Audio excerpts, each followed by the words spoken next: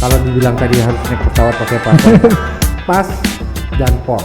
Oke. Nah, itu artinya dalam bahasa Sundanya melintas di sebuah pelabuhan. Oh, Nah, iya, jadi iya. kalau kita melintas di sebuah pelabuhan, kita memerlukan paspor. Tapi pelabuhan apa? Pelabuhan antar negara.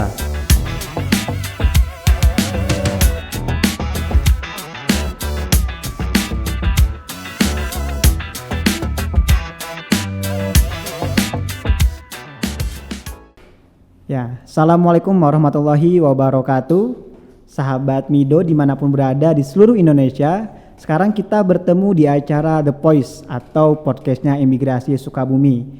Nah, kali ini kita akan membahas sesuatu yang penting bersama saya Oksa Batiar Kamsa dan juga sudah hadir di antara kita semua yaitu Bapak Adrianus Tony Budijaya selaku Kepala Seksi Dokumen Perjalanan dan Izin Tinggal Keimigrasian Kantor Imigrasi Kelas 2 Non TPI Sukabumi. Mungkin selamat datang dan apa kabarnya nih Pak Tony? Baiklah, terima kasih. Oke. Saya ucapin terima kasih pemirsa semua sudah meluangkan waktunya. Pada hari ini kita bisa ngobrol, mudah-mudahan saya bisa kasih apa yang terbaik buat Oke, masyarakat. siap. Alhamdulillah ya, dalam keadaan baik kita bisa menyapa sahabat Mido dimanapun berada. Nah, kali ini kita akan ngobrol sesuatu yang penting Pak. Karena kalau kita bicara imigrasi, oke. Tos dulu dong. Oh Ini iya, saya kita manggil Akang Oksa atau boleh dipanggil Akang aja karena Oh, saya oke. dari Sunda dan saya panggil Bapak Nah, siap. dengan Pak Tony ya. Oke Pak Tony, kita ini kalau kedengar kata imigrasi ya, saya pribadi yang paling terbayang itu pasti tentang paspor gitu. Tapi ada juga nih teman-teman saya yang bertanya nih soal paspor ini karena banyak yang nyangka paspor ini menjadi syarat perjalanan ketika naik pesawat meski tidak ke luar negeri Pak. Mungkin untuk awal nih bisa diceritakan kepada sahabat Mido dan semuanya yang ada di Indonesia apa sih itu paspor Pak gitu. Mungkin saya saat ini nggak bicara tentang aturan, tentang Oke, pasal. oke, Nah, siap. Saya lebih berbicara esensinya yang lebih gampang mudah dikenal oleh masyarakat. Apa sih Betul. paspor itu? Betul. Nah, kalau dibilang tadi harus naik pesawat pakai paspor, pas dan port. Oke. Ya kan? Itu artinya dalam bahasa Sundanya melintas di sebuah pelabuhan. Oh, Nah, iya, jadi iya, kalau kita melintas di sebuah pelabuhan, kita memerlukan paspor. Tapi pelabuhan apa? Pelabuhan antar negara. Oke, Jadi oke, kalau Kang Oksa mau jalan-jalan dari Pelabuhan Ratu mau ke Pelabuhan Cilacap, Gak usah, meski naik pesawat ya. Meski naik pesawat sekalipun. Oke. Tapi kalau melintas negara, Oke. kita membutuhkan paspor. Paspor. Yang membuktikan bahwa di situ ada kita punya biodata diri Oke, kita. oke. Dan yang pasti paspor itu menunjukkan kita warga negara mana. Oke. Ketika kita berpergian dengan menggunakan paspor Indonesia, udah pasti dijamin kita adalah warga Oke, negara. jadi kalau bahasa mudahnya tuh paspor tuh KTP-nya kita di luar negeri ya. Ya kurang lebihnya, Semacam itu, kurang oke. lebihnya begitu deh. Nah, Jadi jangan mentang-mentang teman-teman atau semuanya naik pesawat itu harus ada paspor, nggak perlu. Jadi cukup kalau ke luar negeri aja teman-teman sahabat Mido itu perlu paspor. Mungkin nih Pak, kan banyak yang belum tahu juga atau mungkin belum pernah membuat paspor. Cara yang paling mudah untuk membuat paspor tuh syaratnya apa aja sih gitu? syaratnya dulu ya. Boleh syaratnya dulu. Saya coba. Syaratnya itu nggak banyak sebenarnya. Hmm. Syarat tuh ada 3. Oke. Persyaratan pertama adalah bukti domisili. Bukti domisili itu ada KTP, Oke. di situ menunjukkan kita tinggal di mana. Hmm. Ditambah lagi satu, ada kartu keluarga. Oke. Di kartu keluarga itu menunjukkan kita tinggal di mana bersama siapa. Oh iya betul. Persyaratan kedua adalah bukti diri. Nah, bukti diri itu bisa akte lahir, bisa juga surat nikah yang sudah menikah, Betul. bisa dia pakai ijazah, atau ditambah lagi mungkin dia bisa pakai surat baptis. Oke. Selama di dalam surat tersebut menerangkan datanya dia, nama, tempat lahir, atau nama orang tuanya. Oke, artinya gak ribet ya? Enggak ribet. Ditambah satu lagi, jangan apa lupa tuh? persyaratan tambahan. Jika dia sudah pernah punya paspor, ya dia harus menampilkan paspor lamanya. Oke. Tapi kalau yang belum punya nggak perlu itu ya? Tidak perlu. Oke. Kalau dia mau bekerja, jangan lupa dia juga harus punya rekomendasi dari perusahaannya. dari dinas-dinas terkait Oke, siap. tentang apa kegiatan yang akan dilakukan di luar negeri. Oke, siap. Jadi sebetulnya persyaratannya dasar ya, artinya Tuh. harusnya setiap warga negara sih punya ya kan KTP dan lain-lain gitu ya. Pasti punya lah, itu udah Oke. umum lah itu ya. Artinya gak ribet gitu kan bikin paspor tuh cuman persyaratan-persyaratan dasar yang seharusnya setiap warga negara memiliki itu dengan mudah kan. Kecuali yang udah punya mungkin bisa bawa paspor yang dulunya gitu. Ini kan pertanyaan juga Pak, katanya kalau bikin paspor itu kan harus ada wawancara nih. Mungkin bisa dijelaskan nggak ke teman-teman sahabat Mido, kenapa sih kita perlu wawancara? Karena sebagian orang nih Pak nganggap wawancara itu proses yang agak ribet gitu Iya, kan. betul. Mungkin bisa disampaikan kenapa harus ada itu. Betul, gini. Tadi kan kita bicara masalah syarat. Betul. Yang ada ketiga syarat itu tuh, syarat bukti diri, domisili, dan syarat tambahan yang harus dilengkapi. Itu kan persyaratan formil atau formal. Betul. Nah, petugas wawancara punya kewajiban dia menyamakan antara persyaratan yang tertulis Oke. dengan apa yang disampaikan materialnya. Jadi bukti formil dan bukti material itu disampaikan dalam Oke, wawancara oke, itu. oke. Apakah isi yang ada di persyaratan tadi itu sama dengan apa yang dikatakan oleh Oh, pemohon? oke. Jadi jangan orang dia datang KTP-nya si A yang datang Karena si si B, B gitu kan. Oh, iya. Untuk mencegah hal-hal itu terjadi Betul. sebagai bukan mempersulit tapi untuk mencari apakah benar karena Cross check gitu ya. cross check ya. Jangan sampai dokumennya si A disalahgunakan oleh si B. Si B gitu. Jadi untuk memastikan data yang sudah dikirim gitu ya. Betul, ya, Oke. itu aja. Sampai sejauh ini Pak belum pernah atau pernah belum Bapak nih menemukan ada kasus dokumennya si A misalkan ketika ada wawancara itu berbeda, pernah tidak Pak? Banyak. Oh, Itu gitu. sering terjadi.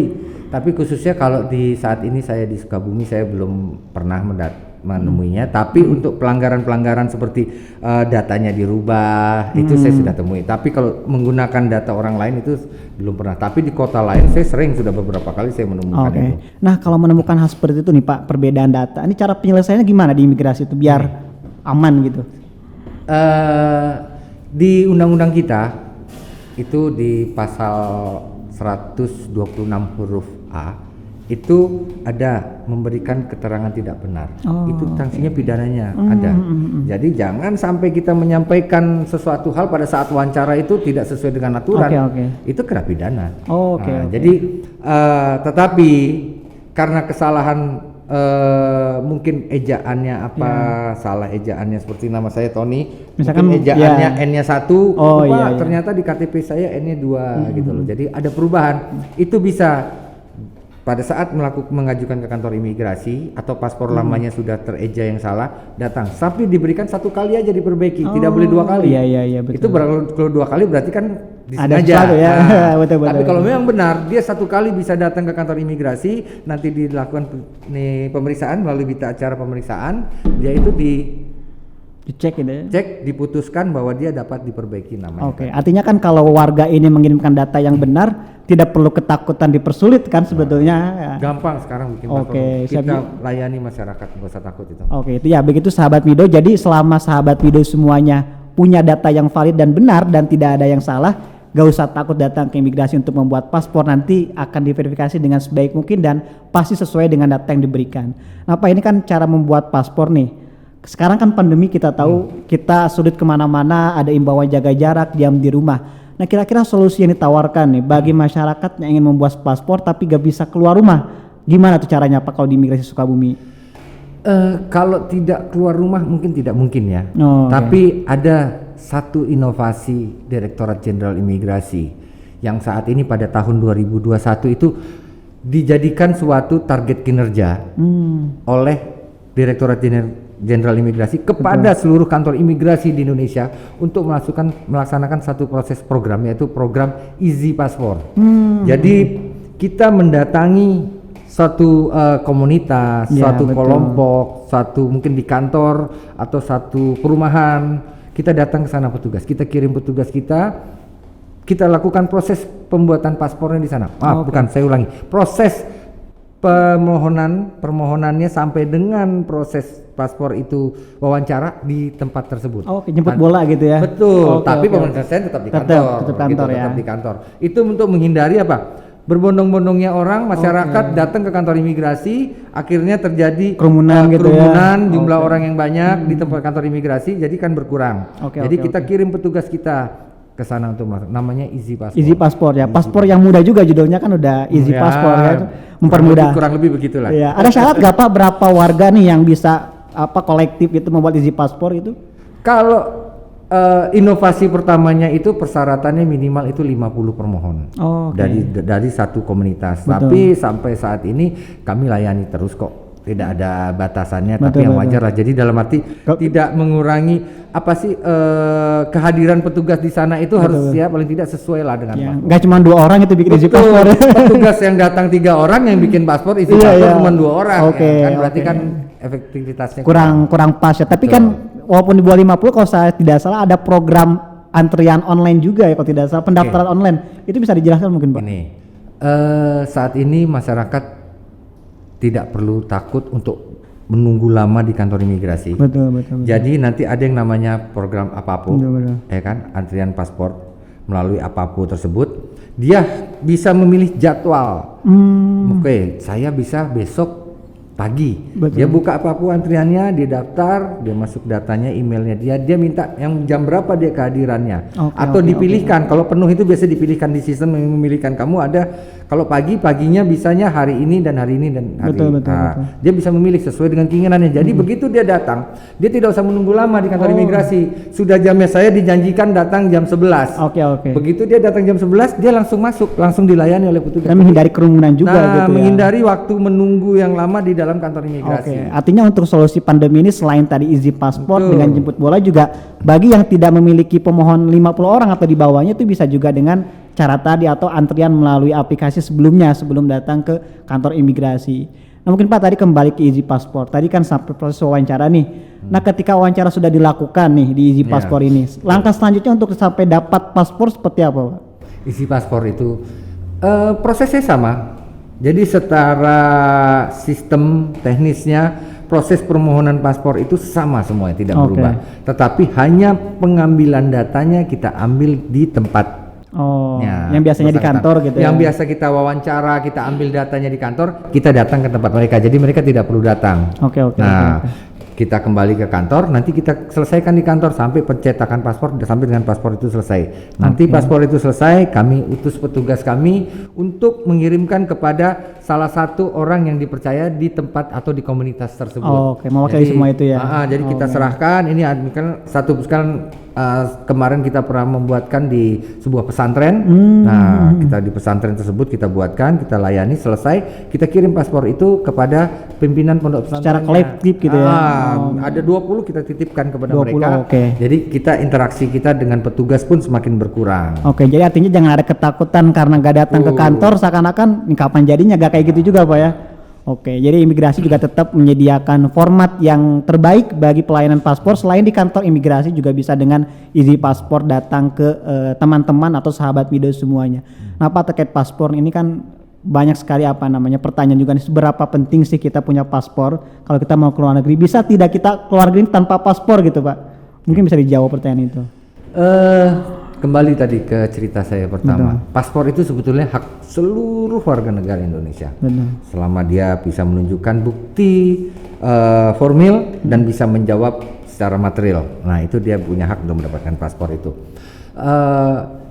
Siapa saja boleh mendapatkan, dan ketika orang itu melakukan perjalanan atau melintas border perbatasan, baik itu perbatasan laut, perbatasan udara atau perbatasan darat, di pelabuhan laut, pelabuhan udara dan perbatasan darat, dia wajib menggunakan paspor.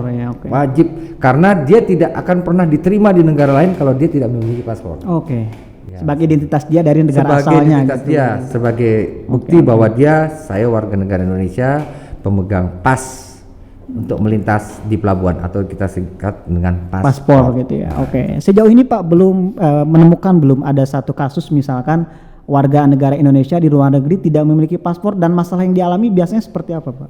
Yang pasti mereka di sana ditangkap oleh pihak berwajibnya negara tersebut. Ditangkap, terus kalau dia yang bersangkutan mengaku dia warga negara Indonesia, pihak negara tersebut akan berkomunikasi dengan perwakilan Republik Indonesia yang ada di sana.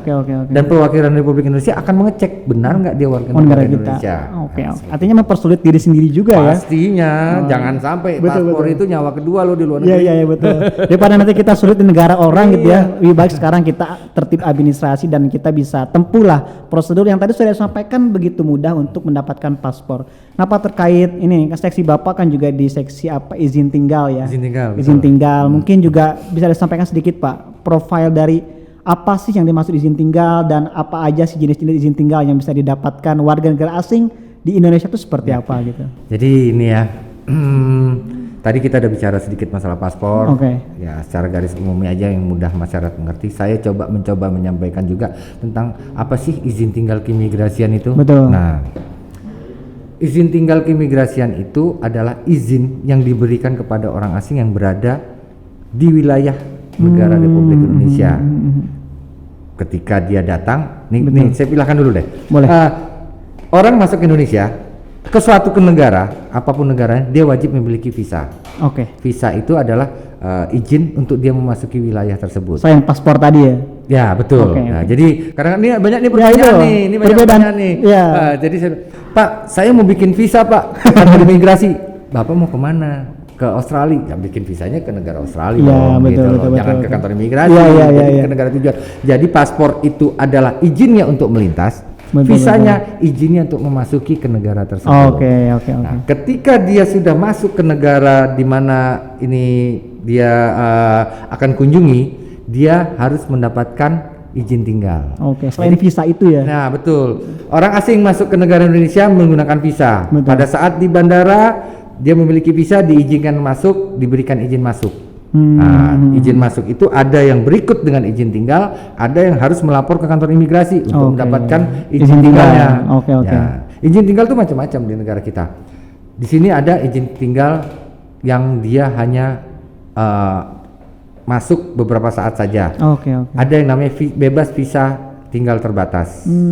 Itu namanya VITAS. Itu begitu dia dapat visa, dia harus merubah status visanya tadi menjadi izin tinggal terbatas. Nah, itu dia bisa ditinggal di Indonesia untuk bersama keluarganya, bersatu dengan keluarganya, dia bisa mengunjungi dia bisa bekerja di sini. Nah, setelah melapor dia tinggal di Indonesia, dia memiliki izin tinggal di Indonesia sesuai dengan waktu yang ditentukan gitu ya. Sesuai dengan waktu yang ditentukan. Ya, sahabat Mido dimanapun berada, masih bersama saya Oksa Batiar Kamsah di acara The Voice Podcast Imigrasi Sukabumi. Tadi kita sudah banyak berbincang dengan Bapak Tony terkait paspor, Pak. Nah, sekarang kita akan menanyakan tentang lanjutan dari paspor ini. Kan tadi ada visa dan sebagainya, mungkin termasuk izin tinggal. Bisa dijelaskan mungkin Pak bagaimana runutannya itu? Izin tinggal di negara kita ini beberapa macam jelas. Tapi saya coba jelaskan secara umumnya dulu. Ada beberapa negara yang boleh masuk ke Indonesia tanpa harus memiliki visa. Ya, jadi dia langsung diberikan izin tinggal. Yang itu bebas visa kunjungan. Itu hanya beberapa negara untuk berwisata. Itu diberikan 30 hari. Selama 30 hari ya. Indonesia diberikan izin tinggal selama 30 hari. Ketika dia datang di bandara, dia diberikan 30 hari berada di Indonesia, dia harus keluar setelah 30 hari. Ada juga yang namanya visa on arrival. Dia datang ke negara kita, begitu dia bersandar, ada beberapa negara juga itu dia langsung bayar di bandara, dia bayar kalau nggak salah $35 Amerika, dia diberikan tinggal 30 hari, dapat diperpanjang di kantor imigrasi 1 kali. Siap. Nanti ke tempat saya datang gitu ya. Datang ke sini untuk memperpanjang izin itu. Memperpanjang itu. Ada juga izin kunjungan menggunakan visa. Nah, ada visa, ada berbagai macam jenis visa. Dia mau berkunjung untuk keluarganya, dia untuk bekerja. Yang secara umum ya pasti dia berkunjung ke saudara, ke keluarga, ke rekannya, ke saudaranya. Itu diberikan pertama kali datang di bandara, setelah mendapatkan visa dia datang, diberikan tinggal selama 30 hari, nanti diperpanjang di kantor imigrasi. Siap. Begitu. Jadi sejumlah dokumen selain paspor ketika kita akan keluar negeri itu ada juga visa dan izin tinggal artinya. Ya, betul. Seperti visa itu memasuki ke negaranya. Ketika kita berada di dalam negaranya kita harus ada masa izin tinggal. Nah, Pak, berkaitan dengan izin tinggal, ini kan sering sekali juga kita temukan ada persoalan overstay. Ini kita sering mendengar kata overstay atau melampaui batas izin tinggal. Mungkin itu penjelasannya seperti apa sih, Pak? Tadi nih kita bicara izin tinggal. Izin tinggal itu ada batas waktunya. Betul. Overstay atau melebihi batas waktu tinggalnya, itu esensinya adalah orang asing yang berada di Indonesia melebihi dari batas atau izin tinggal yang diberikan, itu dinamakan overstay. Nah, jadi lebih dari yang dia misalkan hari ini tanggal berapa nih? Tanggal 15. Seharusnya tanggal 15 dia sudah berakhir. Ternyata dia sampai besok tanggal 16 dia masih berada di Indonesia. Itu namanya melebihi batas izin tinggal yang diberikan. Oke. Termasuk juga warga Indonesia ketika ada di negara lain mungkin ya, dengan aturan negara itu gitu ya. Sesuai dengan aturan di negara itu masing-masing. Artinya selain paspor juga sahabat Mido semuanya tetap memperhatikan aturan-aturan yang ditetapkan di negara yang akan dikunjungi, baik itu untuk bekerja mungkin ya, atau berwisata dan sebagainya. Nah Pak, kembali lagi ke masalah paspor nih, ini persoalan harga ini yang paling sensitif ya, karena nyaris juga informasi ini belum terlalu tersampaikan mungkin ya secara detail. Mungkin bisa disampaikan Pak, berapa sih budget yang mesti kita siapkan nih sebagai warga negara ketika akan membuat paspor gitu? Saat ini paspor itu tidak dibayar di kantor imigrasi, Rp1 pun. Dibayarkan melalui bank persepsi yang ditunjuk atau ke kantor pos. Nilai nominalnya paspor 48 halaman berlaku selama 5 tahun itu Rp350.000 saja. Nah catat ya, Rp350.000 ya. Rupiah saja. Ya. Artinya tidak ada lain-lainnya gitu. Ada lain-lainnya. Bayar pakai ATM ke BNI atau bisa ke kantor pos. Nanti kita kasih dia punya struk untuk melakukan pembayarannya. Cukup 350.000 saja tanpa ada lain-lainnya, sehingga jangan ada masalah lagi ketika kita akan membuat paspor, karena selain dokumen yang penting tadi, persyaratan juga harganya juga tidak terlampau mahal ya bagi sahabat Mido semuanya. Ya mungkin Pak, terkait masih masalah paspor, ini kan imigrasi punya tanggung jawab bagaimana menyampaikan sosialisasi ini kepada masyarakat. Mungkin selama ini saluran yang digunakan nih oleh imigrasi untuk menyampaikan ini tuh apa aja sih yang sudah dilakukan gitu? Kita pernah melakukan, baik yang pasti ya, yang sudah terlaksana. Kita punya website, kita punya WhatsApp informasi WhatsApp dan macam-macam kita lakukan. Tapi satu hal dengan kesempatan ini ingin saya sampaikan kepada masyarakat, pada saat sahabat Mido mengajukan permohonan paspor di kantor imigrasi, tolong sampaikan dengan benar. Berikan keterangan sebenar-benarnya, jangan berbohong. Karena apa? Sistem kita sudah cukup canggih, kita sudah terinteraksi dengan dinas kependudukan, sistem kita juga sudah terhubung dengan dinas tenaga kerja. Jadi sampaikan apa yang dia ingin sampaikan. Nanti petugas akan mengarahkan. Daripada dia tidak menyampaikan atau dia berusaha untuk berbohong, nanti malah dia kena pasal. Pasal yang tadi saya sebutkan. Ribet sendiri juga tentunya. Memberikan keterangan tidak benar pada saat mendapatkan paspor. Nah, sahabat Mido semuanya, tadi sudah disampaikan oleh Pak Tony apa saja yang mesti disiapkan, termasuk jangan berbohong, itu aja sih. Kenapa ini menjadi sangat penting? Karena ini akan berkaitan dengan nasib sahabat Mido ketika berada di luar negeri, karena paspor menjadi identitas kita semuanya ya. Masih di acara The Voice, podcast Imigrasi Sukabumi, kita masih membahas tentang paspor. Tadi sudah dibahas dari mulai apa itu paspor, persyaratan, sampai kita juga bahas soal visa dan izin tinggal. Sekarang kita juga ingin membahas satu yang menjadi hal penting juga Pak bagi masyarakat ketika kita membahas paspor itu, apalagi di tengah pandemi. Bagaimana sih pelayanan yang diberikan Imigrasi Sukabumi untuk melayani pembuatan paspor di tengah pandemi dan sekarang mungkin Ramadan gitu Pak? Bagaimana pelayanannya? Untuk pelayanan, petugas pelayanan kami itu sudah terbiasa dengan melakukan suatu pelayanan yang prima. Jadi dengan pandemi ini kami tetap mengikuti prokes kesehatan, dari mulai menggunakan sarung tangan dan segala macam lengkap, masker. Bahkan petugas kami sudah divaksin semua loh. Sudah vaksin kedua semuanya. Jadi mudah-mudahan kami lebih terlindungi dengan vaksin itu, bisa melayani masyarakat dengan lebih baik. Dengan baik lagi. Selain tadi juga ada pelayanan easy paspor, juga ada pendaftaran secara online sebelumnya juga tadi sudah disampaikan bahwa pelayanan di lokasi pun sudah terbebas dari yang namanya pandemi COVID-19 karena seluruh petugas sudah divaksin COVID-19. Begitu mungkin Pak Tony, terima kasih banyak atas waktunya. Mudah-mudahan sahabat Mido semuanya di Indonesia bisa menyimak acara podcast ini dengan baik, dan nanti kita akan bertemu lagi di podcast selanjutnya di acara The Voice, podcast Imigrasi Sukabumi. Saya Oksa Bayatiar Kamsa, mau undur diri, sekian. Terima kasih banyak. Wassalamualaikum warahmatullahi wabarakatuh.